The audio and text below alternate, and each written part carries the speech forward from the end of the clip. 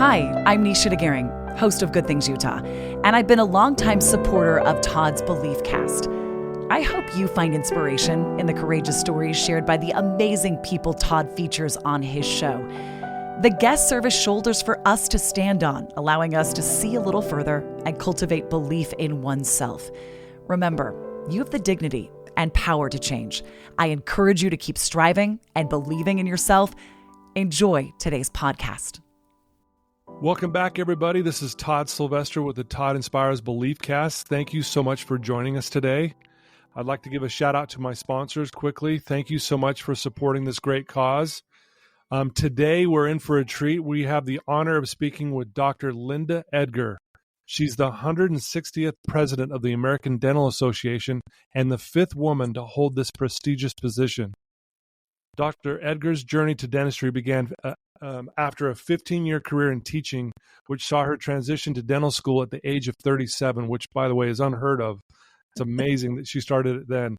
Since joining the ADA in 1992, she has made significant contributions, including serving as the 11th District Trustee and as the president of the Academy of General Dentistry.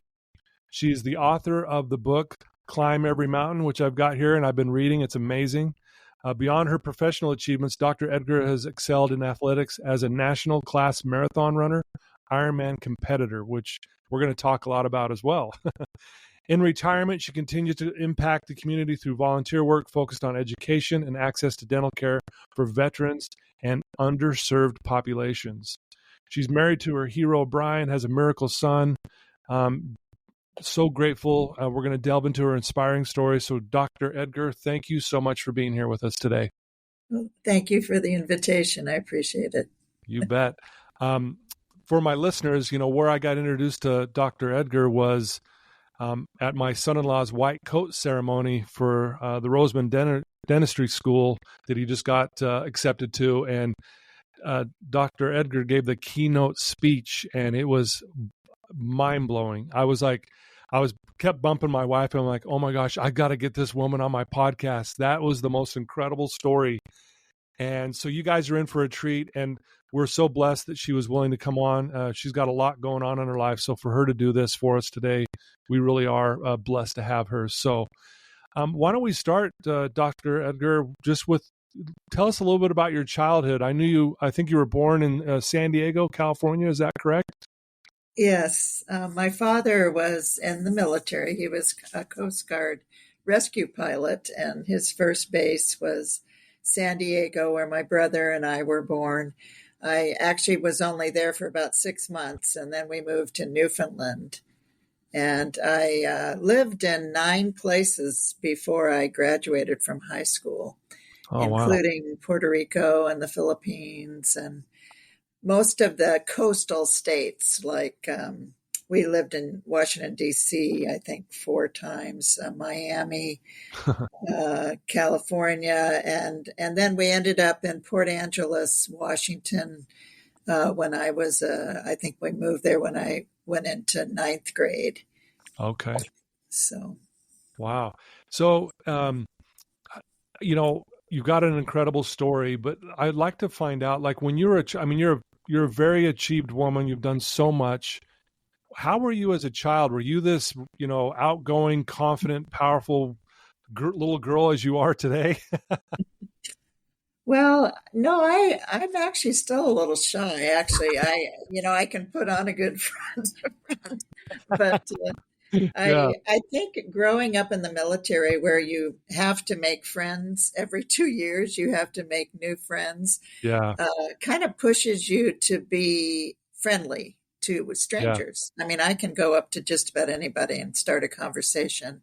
And I think that's one of the things I learned is that you can get in an elevator and just be silent, or you can say, how are you doing today? You can give somebody a boost. And that is probably what I realized that made me feel good, when I could compliment somebody. And then you start a conversation, and it's amazing the people you will meet on the airplane, just, and sometimes people don't want to talk and they put their earphones on. So you get the message. Yeah. Wow. Well, Yeah, that's, yeah, my dad was very. I was the middle child and between two very different brothers, and my dad never felt that as a girl I should be relegated to girl things. So right. that, Yeah, which we're going to get into a bunch of things that you've done, and kind of jumping ahead a little bit here. And I know this, but this will kind of like start this conversation of your amazing story. You know, um, yeah, uh, when you at age 24, you had a tragedy strike, you and your husband. And why don't we start from there? Why don't you talk about what that was and kind of how that just opened up this door of a bunch of challenges, but at the same time leading you to doing great things? sure. Just leading up to that a little bit, my husband and I met in high school. Uh, we knew right away. I was a sophomore; he was a junior. We knew right away that we were meant to be together. And he wanted to be a dentist. I wanted to be an OBGYN. And so I helped him the first 2 years of our marriage. I helped him through dental school as a teacher, as you mentioned. Yeah. And the second year of our marriage, I had two tubal pregnancies that ruptured Mm. 9 months apart, Wow. which was devastating to me. I almost died twice. You lose half your blood when that happens if they don't catch it right away. And so I decided right then that I did not want to be an OBGYN and deal with that kind of stuff Understandable. and continue to teach. And 3 months after that happened, a woman, a woman walked into my husband's residency program and wanted to give up her baby. Well, within that 3 months, I had, psychologically tried to protect myself for reasons why this might have happened to me and had decided not to have kids, that it was better not to have kids. And then all of Yeah. a sudden, this miracle happens. Yeah. A woman shows up, she's due the next day. So we decided to be instant parents. But as I shared in my talk to the students, I felt very broken because, people that don't even want kids have them so easily. And here I Yeah. couldn't manage that. And so I threw myself into a running program to prove my worth. And that ended up being a wonderful kind of tragedy turned into triumph. We were able to adopt our son, who is now 6'8". And I kid when I talk about this story, I say, and I'm 5 foot. Like I used to be 5'5". I'm like 5'3" now. I say I Yeah. would have never put out that size. And Right. Yeah. he's a captain for Alaska Airlines. So we Yeah. were blessed, And I believe in miracles. I have a very strong belief system, and that's why part of why I was glad to come on your show, because Yeah. you go through life, there's tough stuff. There's always tough stuff for everyone. You Right. look next door to you. So, yeah.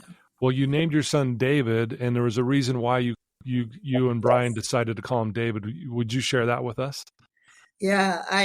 The story of David and Goliath, I just felt like, we didn't know what this little being was going to turn out to be, but Right. he, the David that wins, and overcomes. And he wasn't an easy teenager, I will tell you, because he was, he Yeah. loved basketball, girls, and lunch. I'm not sure in what order.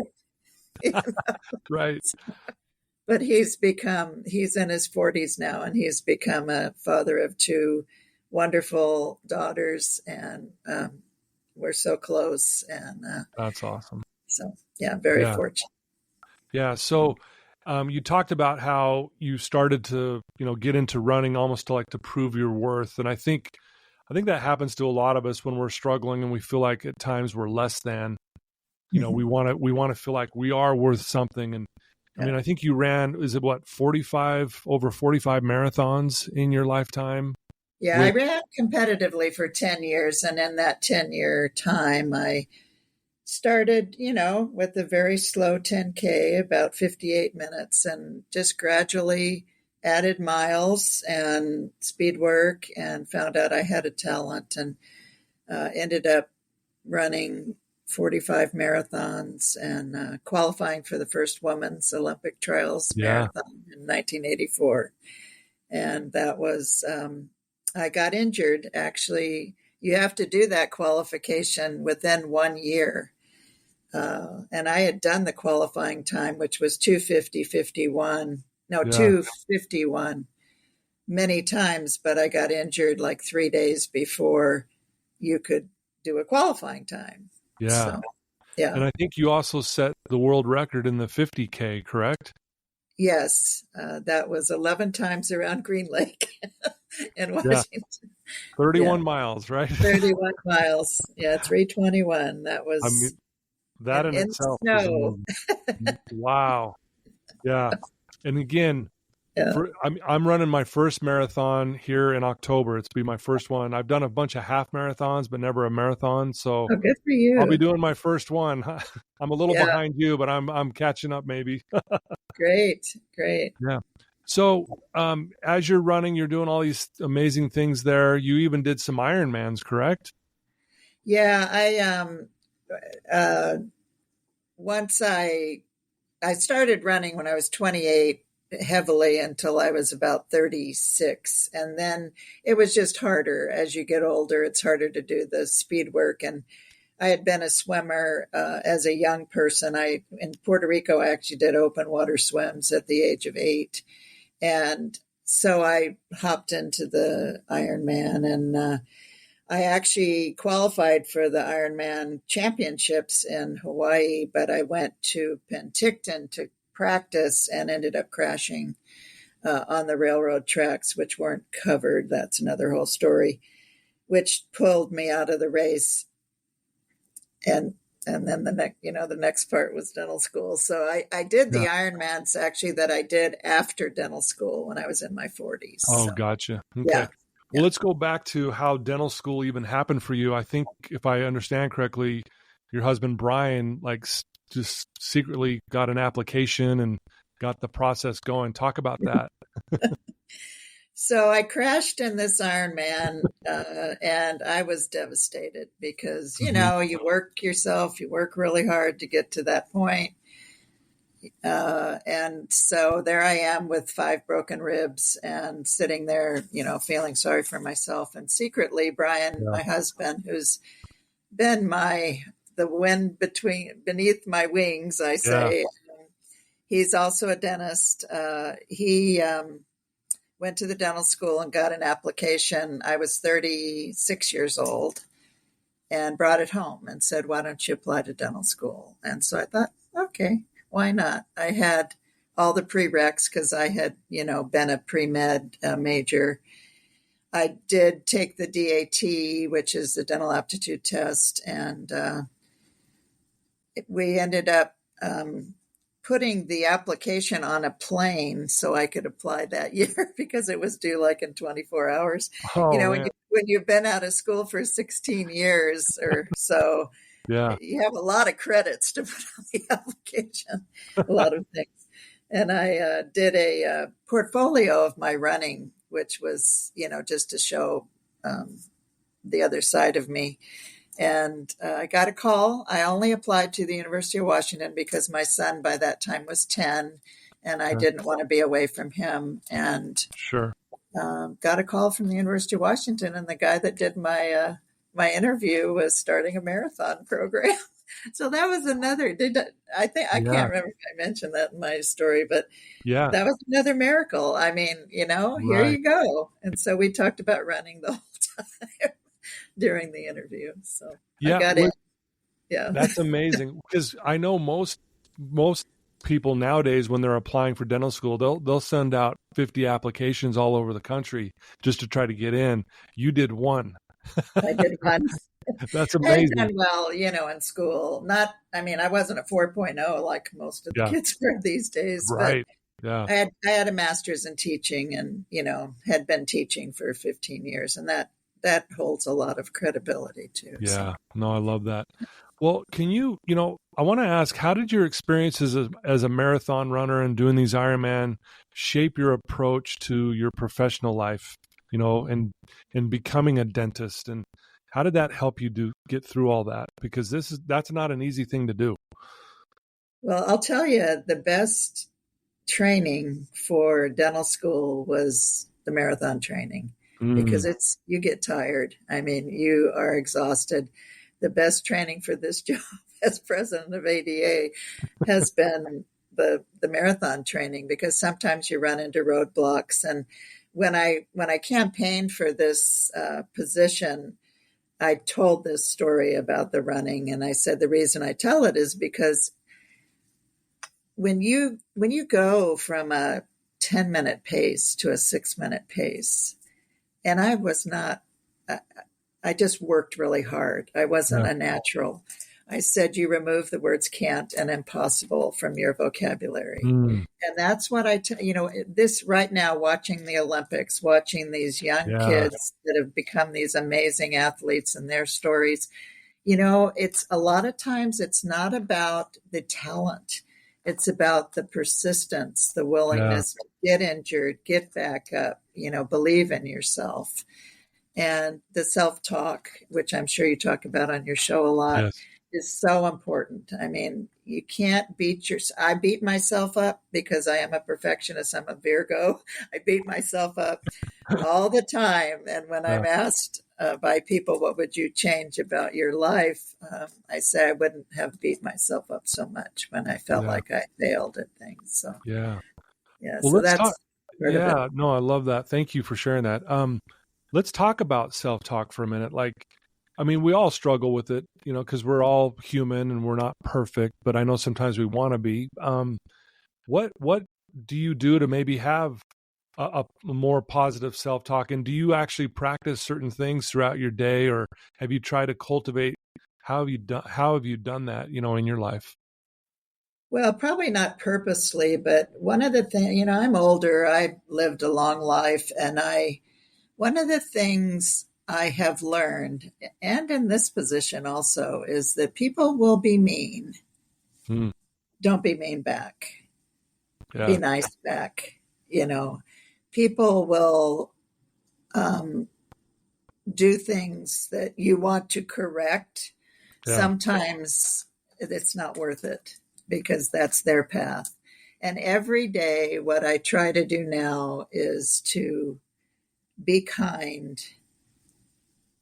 Even when I was practicing, I'm not practicing now, every day I would try to say something nice about my staff in front of the patient. Say something nice about the patient in front of the staff. And I will tell you, I had the same patients my whole career. People would come from Florida to Washington if they moved, because they felt appreciated. They felt like they were cared about. And when I think I said that in my speech, 2 things you do with your patients and with people: care about them and call them, and be verbal about that. And that's, for me, when you care about others, it comes right back to you. It comes right back to you. And so as I beat myself up, I have to turn around. People often don't take the time to compliment you. I just got a note from a past president, a text yesterday, who said, congratulations on your year. There have been so many good things that have happened. And there have been an amazing amount of good things that have happened, but there are things that I've beat myself up about too. And I'm still working on that. Right. Beating myself up. So we could have done that better, or we could have done this better. Well, one of the most profound things you said in your keynote speech that I listened to was when you said to all these up and coming dentists, if you want to be in the top 1% of your field, call your patients. Right. Call and see how they're doing. Follow up with them. And I'm not kidding you. That's when I'm like, wow, that is the difference maker right there. Those little things like that. And that's what your point is care about your patients. Right. Exactly. And others. I mean, just like that guy, the past president, he took time to text me and there are 100 people that will think that, but they will not take the time to make that call or to send that text or that thank you note. Wow. And I do written thank you notes because, texts come and go and disappear, but people will keep those cards of appreciation that you send to them. Yeah, I'm a big believer on sending a thank you. Like I did something once from a challenge from my mentor. He said, write your wife a letter of appreciation and send it in the mail to your house. Yeah. Yeah. So she gets this letter like, why is my husband sending me a letter? But it was so profound. I will tell you, I've been stressed, the last couple of years as president-elect and president. And my poor husband has taken the brunt of my grouchiness, which I'm certainly not perfect. And I'll be short with him. He'll want me to do something. I don't have time to do that. So taking care of we've been married 51 years this year. Wow. And Congratulations. People say, how do you do that? I say, well, you learn to appreciate each other, which he's done, but you also learn to argue well. And if you're a true partner and, respect each other, that's a big deal. So. For sure. What personal sacrifices have you had to make in your career and how have they shaped you today? Because it takes a lot of sacrifice to do what you do. Well, you give up a lot of Netflix time. Oh man. Did you hear that, everyone? No more Netflix, right? I still do some Netflix. Sometimes I binge that too late. But I will tell you that when I was a competitor for 10 years, I rarely went shopping. Your house. Yeah. I don't even want to tell you how messy my house is right now. And this year I have had to give up time with my grandkids, time with my husband. Yeah. I'm home some months only 4 days. And so people don't realize that you do get paid for this particular, assignment, but the time is about 100 hours a week for this position. And everyone that gets it, it's such an honor.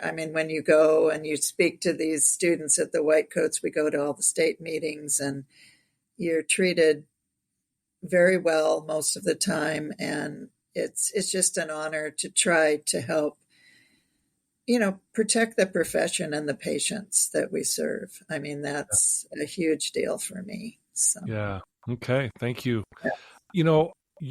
The position you're in, you're a leader, right?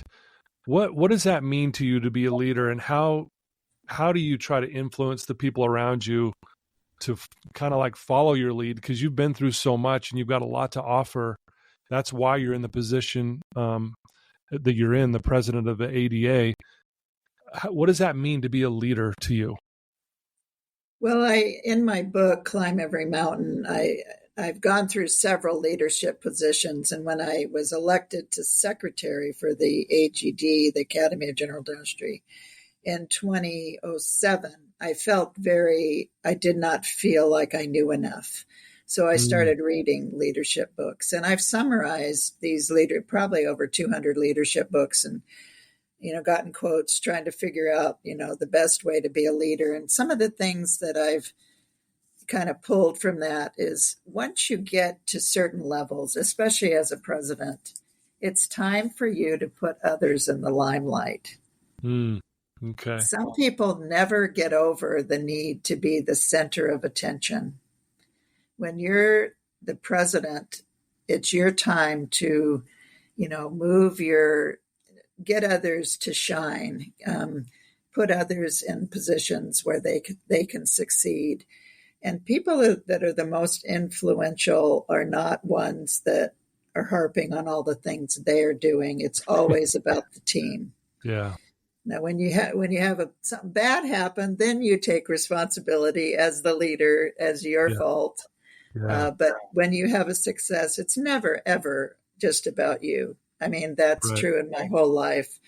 As I've said, my husband has been the one that's encouraged me at every step of the way. This was not on my to-do list, I will tell you. None of these offices were on my to-do list. I got letters from 5 women who said, if not you, then who? If not now, then when? Wow. Because, it's a hard job and Yeah. you give up a lot. So putting others in the limelight, shining the light on others is so important. If you got to have followers to be a leader, and I think if your followers feel appreciated and empowered to do things themselves for the good of the organization, that's one of the most important things you can do as a leader. Love that. I know one of your favorite quotes that you have in your book, and I'm going to read it to you, and I want you to tell me what this means to you and why you love it so much. It's by Ralph Waldo Emerson. Unless you try to do something beyond what you have already mastered, you will never grow. Yeah. I love that. So why does that mean so much to you? Well, it's the stretching. When you're an athlete, if you want to improve, you have to hurt. No pain, no gain. I mean, you have to hurt first, then you grow stronger. And as a leader, it's kind of the same way. Sometimes you have to work really hard to get to the next step. And sometimes fear is being afraid, or courage is the absence of fear. Courage is where you're willing to take that next leap, even though you don't know where you're going. I mean, we're doing amazing changes right now with the American Dental Association. We have an amazing executive director who brings an energy that's unparalleled right now. Mm-hmm. And we're trying a lot of new things. And so, sometimes you got to jump off the cliff and build your wings on the way down and have faith that's going to happen. Yeah. So. No, I love that. And in order to grow, you're right. I love how you said that. You have to go through some pain. I mean, it's the only way you can grow.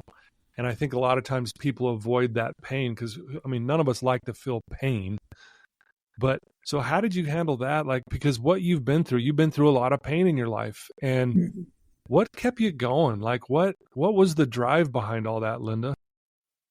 I think when you get up, I write in my book, out of tragedies come triumphs. And I've had enough experiences like losing the babies and then adopting a son. Amazing. That was very painful. That was probably the most painful thing in my life was not being able to have kids. Yeah. And then you get, or being injured right before I was to qualify for the Olympic trials, knowing that if you just get up each time you fall, you're going to fall, but you can get up, and you hear that all the time on the TV this week, get up, there are amazing athletes, 2 seconds of miscalculation and they lose. Yeah. They'll get up, they'll come back. I like Simone Biles. What she went through just mentally. Right. And then that becomes the inspiration for others that go through those tough times in their life, especially young people in dental school. I shared that example of my first year almost quitting because I sat between a person that did lab work their whole life and a person that did jewelry, and my wax ups looked terrible compared to theirs. And I wrote my husband a letter. I didn't want to face him. I said, I don't think I can do this. I've never not been good at this kind of thing. But I stuck with it because he said, if you don't stick with it, there will be many people and many patients that will not benefit from you being their dentist. Ooh. And the dean said the same thing. I needed that encouragement. And so I don't think everybody goes through life being perfect. If they say they are, they're lying, because none of us are, Wow. I love that. The power of words. And again, you keep referring back to Brian all the time. And man, this guy, let's give him a shout out. Like you said, you call him your hero. He he's giving you these words that are so powerful and profound that was the thing you needed to hear in that moment of like, I'm thinking of quitting. He says something very profound, and it's like, okay, that's what I needed to continue to move forward. I mean, this Brian sounds like a pretty amazing individual. Yep, I'm very lucky. As I said in my talk with your people, you choose the right husband. It makes all the difference in the world. Right? Yeah, no, I love that. Another quote I just want to share that you have in your book that you love, it's by Aristotle, and it goes like this. Excellence is never an accident. It's always the result of high intention, sincere effort, intelligent direction, skillful execution, and the vision to see obstacles as opportunities. And I love the reason why I'm pointing, I mean, you got a lot of quotes in here, but the reason why I'm pointing that one out, think of all the obstacles in your life that you've been through. There was obstacle after obstacle after obstacle, but yet it sounds like even though you had moments of maybe giving up, but you ended up looking at them as opportunities. So I often will tell my clients that life happens for us. And what do you think of that statement? I like that statement. Can I tell you just a quick I'm actually going to put this in my speech, my ending speech. Have you ever heard of the butterfly story? Yeah, I think so. Yeah, I'm sure you have because it's common. So, the butterfly starts out as a caterpillar in the cocoon. And the comment is the more struggle that the caterpillar has to get out of that cocoon, the stronger the butterfly and the more beautiful the butterfly that emerges. Yeah. And that's what I try to remember when I come up against roadblocks and against mountains, people that are tough to deal with. I figure that's just making, me a stronger leader, a stronger and more beautiful butterfly. So that's been our theme this year has been transformation. And so I love that. Exactly what you said. Roadblocks create strength. Yeah. Well, you really are an inspiration in that area. Watching, when I heard your story at that keynote speech that you gave, it was like one thing after the other, but then you persevered. Like you said, you fell down, got back up, and you just kept going. And I think we say that a lot. It's almost cliche to say it, but it's so true. Like anyone listening to this right now, if you're falling down and you feel like you can't get back up, you can. And you're a great example of that. And that's why I was so impressed with your story, but also I wanted people to hear your words because words are powerful, right? Mm-hmm. And I'm hoping that those that are listening to this are going to gain some inspiration to move through their obstacles. Yes. And the other thing I want to emphasize is share yourself. I give my phone number. I think I did that during that talk and my email out. You did. And I say, if you're having a bad day, I am not too busy. Give me a call. If I don't answer, I'll call you back. And this year I did have 3 women dental students who were ready to quit like I was. Wow. And just listening to them, we've had some suicides in our profession, and you can make a difference for a life. And when I give I don't know if I didn't show slides during your talk, but I showed the slide of Robin Williams, the actor, who, took his life when he found out he had a brain disease that really would turn him into something. I'm not sure if that's exactly the reason, and he quotes, remember, there are people that are silently hurting, and reach out to help those, those others. And that's probably, I believe, one of the reasons we're here on earth is to help each other and to be there. And, people are afraid to say love one another these days, but that's really what it's all about, Yeah. Even when you're being treated badly, just love that person in return. They won't know what to do with you.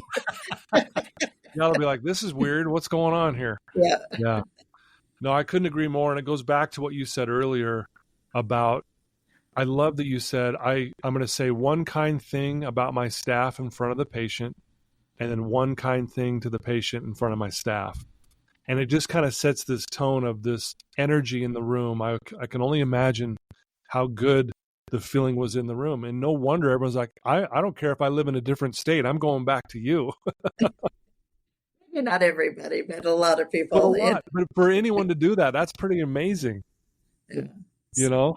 Your staff. I mean, people say, "Oh, I'm losing staff left and right," and that's true across the nation in whatever profession you're in, Yeah. whatever job you're in. And if you appreciate, studies have been done. If you show appreciation to your people that help you on a daily basis, that sometimes means more than what they're paid, and treat them as your family. It's really important.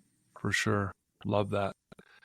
One more thing in your book I want to point out, there's so many good things in here. I love it, by the way. Your book was fantastic. Thank It really spoke to me because it's kind of what I do with my own clients here that are struggling with addictions and things like that, mental health issues. But there's a part in your book where you talk about blink, the power of thinking without thinking, kind of like this gut check, right? Yeah. Do you mind sharing a little bit with our listeners what that is and why you called it blink? Well, there's a book called Blink. Gladwell, I think, is the one that wrote that. I remember. And sometimes, when you're trying to make an important decision, sometimes it's your first gut check that gives you the right way to go. And it's just something about being intuitive about what's going on. Emotional intelligence has a lot to do with that. And that's something that some people really need to get better at. Intelligence is one thing, but the people that are the most successful are the ones that, can read a situation. And so sometimes, even though knowledge-wise it's telling you to do one thing, there's a quote in there, I think, about the difference between knowledge and wisdom. Knowledge is knowing the information, but wisdom is knowing when to share it and when not to share it. Yeah. And so that comes across with Blink too. And I'm still learning that, even at my age. I'm still learning when to keep my mouth shut. There's another quote. I don't think it's in the book. It says, sometimes I need a speed bump between my brain and my mouth. Oh man, I've never heard that. I like that's a good one. I came across that probably on Facebook or something. I love that. That's so good. Good quote. And I can tell you this year I've needed that a few times. So. No, I love that. No, I think we all need that actually. Yeah. Well, I want to ask you this question. If there's someone listening to you right now who's in a dark place, they're struggling. It could be a dentist who's in dental school right now, wrestling with obviously all of that, or it could just be anyone listening to this who is in a place where they're struggling. You've already said some great things, but what would you tell that one person right now who's listening to you? Well, I like I said, I've been through this year already, and when people call me, I usually have them retell me what it is that's making them feel so down. And sometimes I will share some of the things I've been through, and I basically will tell them, you will get through this. You will get up again. You're worth it. It's just so important for people to realize it's okay not to be okay. And I have a poster of a duck getting poured on by the rain. And it says, when I give my slides, it says, it's okay not to be okay. And to admit that. And everybody, there are people that pretend like they're perfect and they aren't. You're a good person, no matter what you feel right now. Just realize how important it is for you to realize how good a person you are. And I think just hearing that validation and giving I probably got a phone call every day from this one gal who was ready to end it. I mean, she was ready to take her life. Oh. And, in my life, of all the things I've done, that is the most important thing, to know that and now she's okay. But we probably had, I don't know, 20 phone calls in a couple of weeks. And I just said, just call me. And, I'm never too busy. And we have to never be too busy to help our friends, our people that we run into, even strangers, because you can save a life by listening. Sometimes you don't have to say anything. You just have to say, I understand. Wow. So. Man, you said something so profound right there and so powerful. You said, of all the things you've ever done, and you've done a lot of amazing things, the thing that means the most to you is that phone call helping someone basically wanting to stay here and live and move forward. Wow. Yeah, I mean, think about it, Yeah, right? If you hadn't been there, hadn't offered that ear, just think of how wonderful our world would be if we'd quit being mean to each other. Right. I know. News. I mean, my goodness. I know. So, I mean, why can't we just all play nice in the sandbox? Oh, man. I love it. Well, you're amazing, Dr. Edgar. I really look up to you. I was so impressed with your keynote speech. I love the way you live your life. It helped me a lot too, just from your perspective. And I'm an overachiever myself, and I really like to try to do a lot of things. I'm helping a lot of people, I hope, the best that I can. I did find a quote on the American Dental Association's Instagram, and it's from you, and I want to read it. It says, quote, "Together we are strengthened." Sorry, I said that wrong. Together we will, and I am butchering this. Together we will strengthen our profession and our ADA by caring connections we forge as essential healthcare providers and mentors, friends, and allies to one another. Yep. Beautiful. And that's exactly what you were just saying. That's exactly what you do. You're a kind, strong, powerful person who's making a difference in so many areas, and I'm really impressed with you. Well, thank you. It's an honor, and I'm humbled. And I mean, I have had a wonderful life, and I'm hoping I have a lot longer life. And my next chapter will be mentoring. Yeah. And I'll have a lot more time after October 22nd. Right? To help other people and be with my grandkids again. So no, that's great. Well, if someone wants to reach out to you and learn more about you, and maybe even get a copy of, how to get a copy of your book, and what would be the best way for them to do that? Well, my phone number is 206-940-6112, and I'm glad to talk to anyone. The next couple months are pretty packed, so maybe waiting till October 22nd, unless you're in dire straits. The book is on Amazon. You have to go through a bunch of stuff to get the book advertised and all that. So I don't really go into that. Okay. I tell people about it. I think it's a great book for almost anybody, because the quotes in there, can reach a lot of people, and the summaries of the leadership books are good. My private email will be Dr. Linda, that's Dr. Linda, all small letters, at Edgar, that's EDGAR, DDS.com. Okay. You can email or text me, and be glad to, lend a hand. Yeah, that's what I'm here I for. love it. Well, I'll put all those links in the show notes when we go live, which will be Monday. We're going to go live with yours on Monday, and we're going to get it out to 500,000 people. And I'm so excited for that, for them to hear your amazing story. And again, I can't thank you enough for taking time out of your busy schedule to be with me today. And thanks for being a light in this world. We all need it. Well, good luck on your marathon, and realize when you finish that you will be able to walk again after a few days. Thank you. That's good to know. Down the stairs after my first one. That's good to know. And I'll tell you, you're going to be part of my inspiration when I'm running and I start hitting those walls where I'm like, oh boy, I'm going to Yeah. think of you and the stuff you've been through, and I'm going to fight through it. I'm like, hey, I'm going to, Linda power, here we go. I'm going to just whatever I need to get through that wall. Yeah. Yeah. You will hit some walls, but Yeah. it will be over. And I used to do it. I'd get to 20 and then I would reset my mind like I was doing a 10K for the Yeah. last Yeah. 6.2 miles, and Okay. that seemed to work. So I'll remember that. So thank you so much. And thank you for taking some time with us today.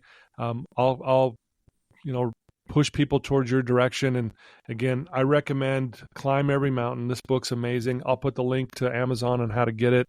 It's a great book for anyone, young kids as well, for sure. So, but yeah, you're awesome. Dr. Edgar, thank you for taking time with us today. And I appreciate all that you do. thank you so much. Take care.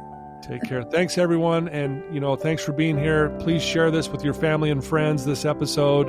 And I'm sure this inspired you like it did me. And thank you for all your support. And again, a shout out to my sponsors. Thanks for supporting me. I love you guys. Until next time, everyone, take care.